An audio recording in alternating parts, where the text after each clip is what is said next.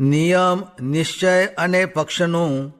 સ્વામિનારાયણ હરે સંવત 1881 શ્રાવણવદી સાતમને દિવસ સ્વામી શ્રી સહજાનંદજી મહારાજ શ્રી ગરડા મધ્યે દાદા ખાચરના દરબારમાં આથમણે દ્વાર ઓરડાની ઉગમણી ઓસરીએ ઢોલિયા ઉપર વિરાજમાન હતા અને મસ્તક ઉપર શ્વેતશેલું સોનેરી છેડાનું બાંધ્યું હતું અને એક બીજું શ્વેતશેલું ઓઢ્યું હતું અને શ્વેત ખેશ પહેર્યો હતો અને મોગરાના પુષ્પના હાર પહેર્યા હતા અને પોતાના મુખારવિંદની આગળ પરમહંસ તથા દેશ દેશના હરિભક્તની સભા ભરાઈને બેઠી હતી.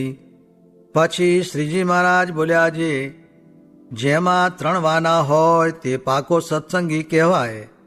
તે 3 વાના તે કયા? તો એક તો પોતાને ઈષ્ટદેવે જે નિયમ ધરાવ્યા હોય તે પોતાના શિર સાટે દ્રઢ કરીને પાળે, પણ એ ધર્મનો કોઈ દિવસ ત્યાગ ન કરે.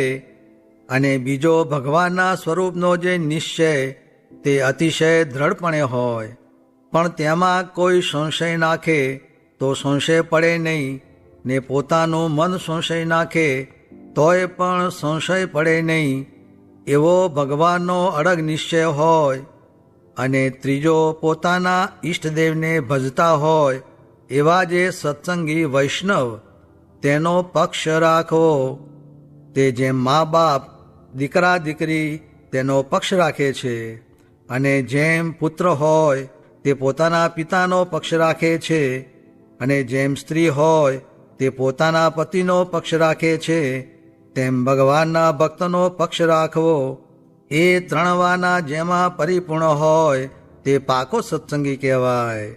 અને હરિભક્તની સભામાં મોઢા આગળ આવીને બેસતો હોય ત્યારે બીજાને એમ જણાય એ મોટેરો સત્સંગી છે, પણ મોટેરાની તો એમ પરીક્ષા છે જે ગ્રસ્ત હોય તે તો પોતાનું જે સર્વસ્વ તે ભગવાન ને ભગવાનના ભક્તને અર્થે કરી રાખે, અને સત્સંગને અર્થે માથું દેવું હોય તો દે, અને જે ઘડીએ પોતાના ઈષ્ટદેવ આજ્ઞા કરે તું પરમહંસ થા, તો તે તત્કાળ પરમહંસ થાય. એવા જેના લક્ષણ હોય તે હરિભક્તની સભાને આગળ બેસે અથવા વાંસે બેસે, પણ તેને જ સર્વે હરિભક્તમાં મોટેરો જાણવો. અને જે ત્યાગી હોય તે જ્યારે દેશ પરદેશમાં જાય ને ત્યાં કનક કામિનીનો યોગ થાય તોય પણ તેમાં ફેર પડે નહીં, અને પોતાના જે નિયમ હોય તે સર્વે દ્રઢ કરીને રાખે, તે સર્વે ત્યાગીમાં મોટેરો કહેવાય. અને વળી જે કોઈક સંસારમાં રજોગુણી મોટો મનુષ્ય કહેવાતો હોય ને તે જ્યારે સભામાં આવે ત્યારે તેને આદર કરીને સર્વ સભાને મોઢા આગળ બેસાડ્યો જોઈએ. અને એ વ્યવહાર છે. તે જ્ઞાની હોય, ત્યાગી હોય તેને પણ રાખ્યો જોઈએ, અને જો ન રાખે તો એમાંથી ભૂંડું થાય છે. જેમ રાજા પરીક્ષિત ઋષિના આશ્રમમાં ગયા ત્યારે ઋષિ સમાધિમાં હતા, તે રાજાનું સન્માન થયું નહીં. પછી તે રાજાને રીસ ચડી, તે મરેલ સર્પ હતો તે ઋષિના ગળામાં નાખ્યો.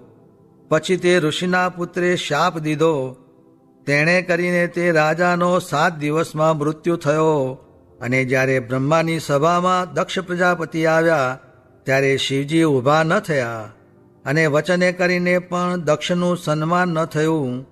પછી દક્ષને રીસ ચડી, તે શિવનો યજ્ઞમાંથી ભાગ કાઢી નાખ્યો. પછી નંદીશ્વર ને ભૃગુ ઋષિ તેને સામસામા શાપ થયા. પછી તે પાપમાં સતી દક્ષના યજ્ઞમાં બળી મુવા, અને વીરભદ્રે દક્ષનું માથું કાપીને અગ્નિમાં હોમ્યું, અને દક્ષનું મુખ બકરાનું થયું.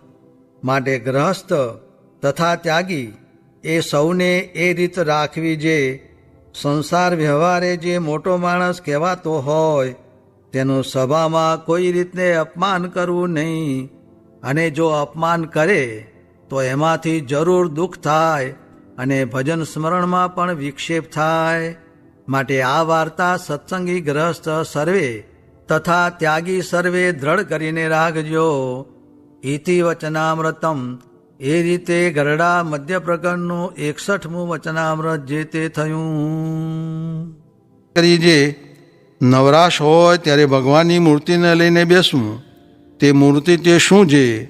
ભગવાનની કથા, કીર્તન, વાર્તા ને ધ્યાન એ ભગવાનની મૂર્તિ છે.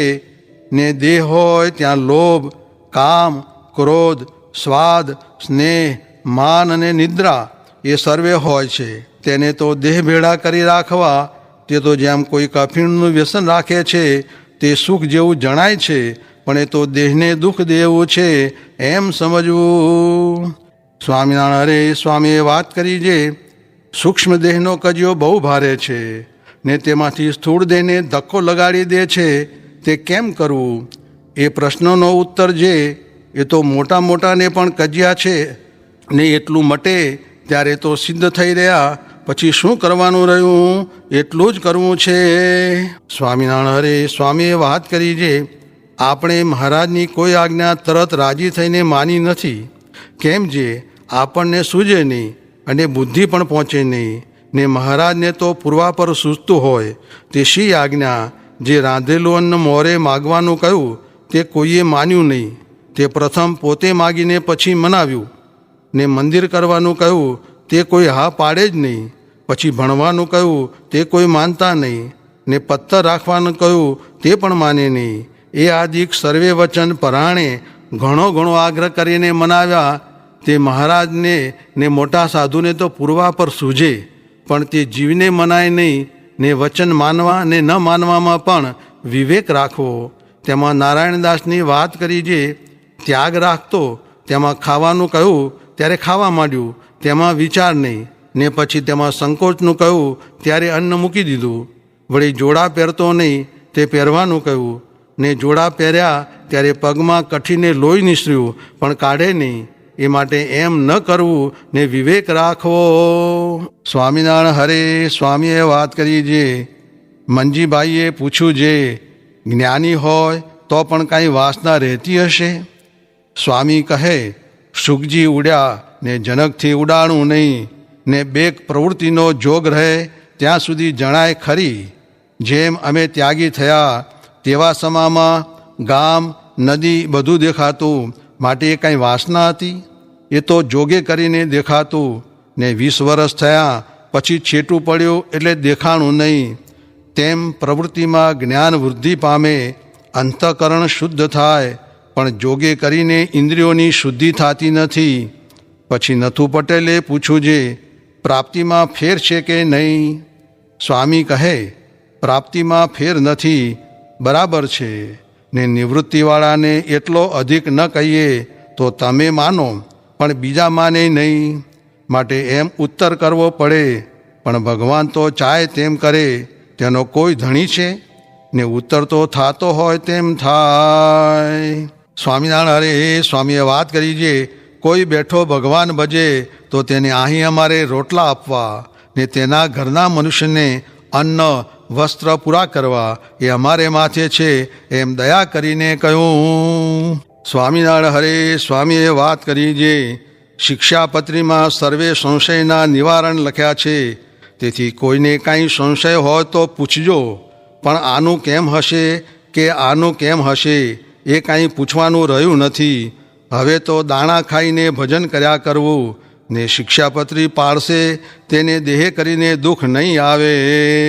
સ્વામિનારાયણ હરે સ્વામીએ વાત કરી છે, સાધુતાના ગુણ હોય તેવો ગ્રસ્ત પણ સાધુ કહેવાય, પણ લુગડા રંગેલા તેણે કરીને સાધુ ન કહેવાય. સ્વામિનારાયણ હરે સ્વામીએ વાત કરી છે, આ સત્સંગમાં 3 પ્રકાર છે. જે સત્સંગી હોય તેને કુસંગી કરી નાખે, ને અંતરદ્રષ્ટિ કરતો હોય તો બાહેર દ્રષ્ટિ કરાવે, ને વ્યવહારમાંથી ઉદાસ હોય તો તેમાં ચોંટાડે, એવા પણ મંદિરમાં છે. માટે એને ઓળખીને ત્યાગ કરવો. એક તો ઇન્દ્રિયારામ અને એક અર્થારામ એવા છે. ને જો તે વચ્ચે કોઈ પથારી કરે તો 6 મહિના થાય ત્યાં વિમુખ કરી નાખે. તેને પણ ઓળખીને તેનો સંગ ન કરવો. ને ગરાસિયાની ઘોડે અંતર મળવા દેવું નહીં.